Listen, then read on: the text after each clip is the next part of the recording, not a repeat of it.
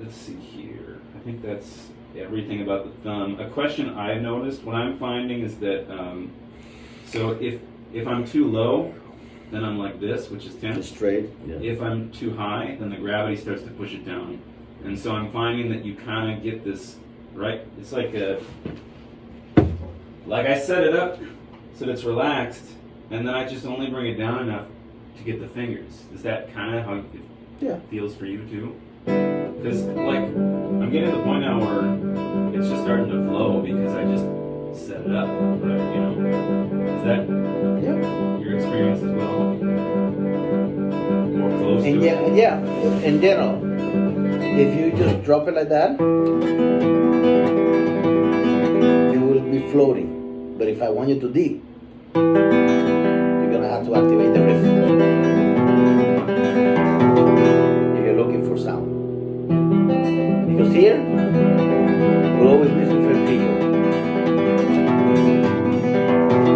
This will be superficial.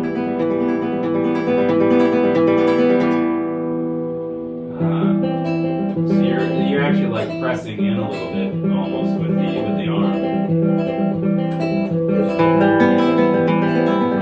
This is no pressing at all, dropping it and letting it fall. If I would do that, then I would play always this volume.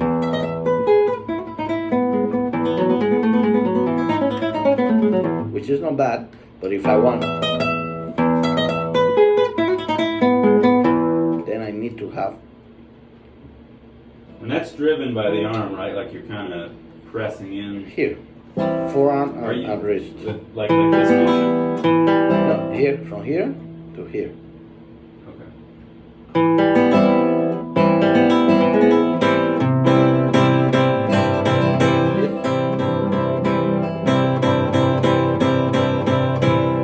Alright, so let me see if I can imitate this real quick to make sure I get it. So it's this, and then there's. Oh, yeah, that's a huge difference. Correct. And you can actually play quite relaxed here, too. Correct. Your wrist gets locked a little bit more. Not locked, but like active. I would call it active. It's like the opposite of like the old way of doing this, you know, that parking stuff, you know. Correct. Okay. That's so cool. Okay. This is so much fun. Okay. So when you were showing me this stuff about chords last time, like let's say you're gonna play a 4-note chord, that, and you said, but I need to drop the wrist to be a little louder. That's that same engagement thing, right?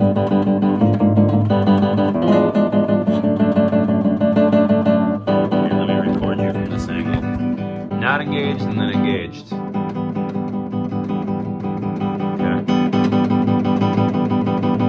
More time, before and after. Like what do you call the tweezers thing? See, I can even have the tweezers thing, but less engaged with the wrist falling. Now. Yeah. And then allow some more in here, but also a little bit of the natural bouncing.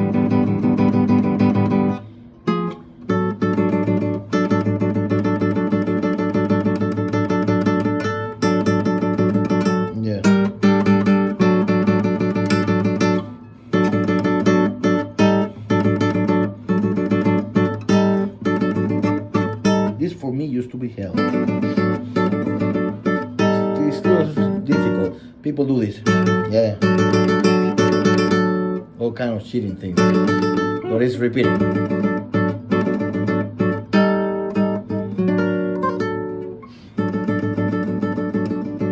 Versus.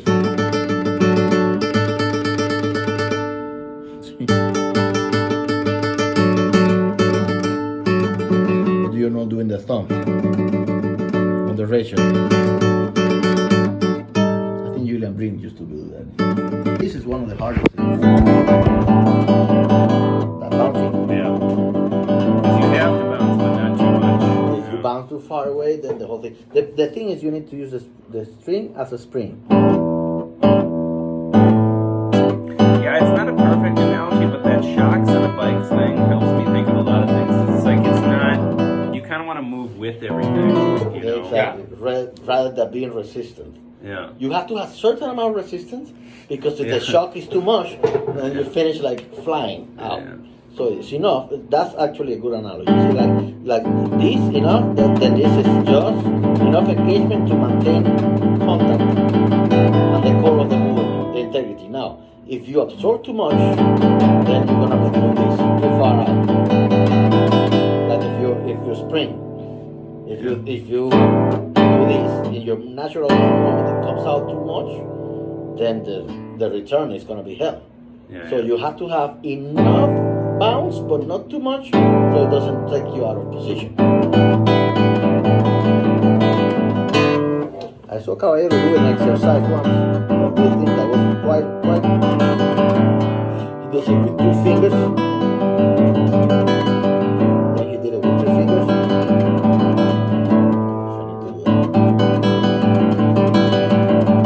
Then he did IMA. Then PIMA. You got your issue of Instagram results or not? Oh, no, yeah. That's great. Hey. Working.